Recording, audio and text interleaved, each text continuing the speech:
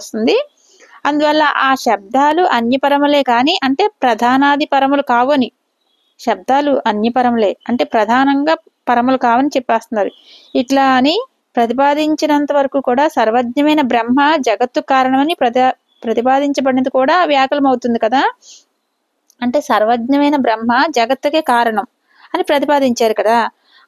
ఆ కారణాన్ని కూడా ప్రతిపాదించింది కూడా వ్యాకులం అయిపోతుంది కదా. ఏంటి పరిస్థితి అన్నట్టుగా చెప్తున్నారు అన్నమాట. అందుచేత ఆ శబ్దాలు అన్యపరాలను చూపటం కోసం ఈ తర్వాతి గ్రంథం ప్రారంభించబడుతుంది అన్నమాట. ఇదంతా కూడా ఈ దీంట్లో ఇప్పుడు నుంచి వచ్చేదంతా ఆ శబ్దాలను కూడా నిరాకరించి శబ్దాలు కూడా అన్యపరాలను చూపడం కోసం ఇక్కడి నుంచి ప్రారంభించబడుతుంది అన్నమాట. ఇప్పుడు శబ్దాన్ని కూడా అంగీకరించారు కపిల మహర్షులు, వాళ్ళందరూ అట్లా గ్రహించారని చెప్తున్నారు అన్నమాట. ఇక్కడ అనుమానకమపి అని అనుమాన ప్రమాణం చేత నిరూపితమైన ప్రధానంగా కూడా చెప్తున్నారు. ఇక్కడ కొన్ని శాఖల వల్ల ప్రకారం శబ్దం కలదిగా అంటే శృతి ప్రతిపాదకంగా, శృతిలో శబ్దం ప్రకారమే కదా చదువుతాం అన్ని కూడా శృతి ప్రతిపాదకంగా కనపడుతుంది.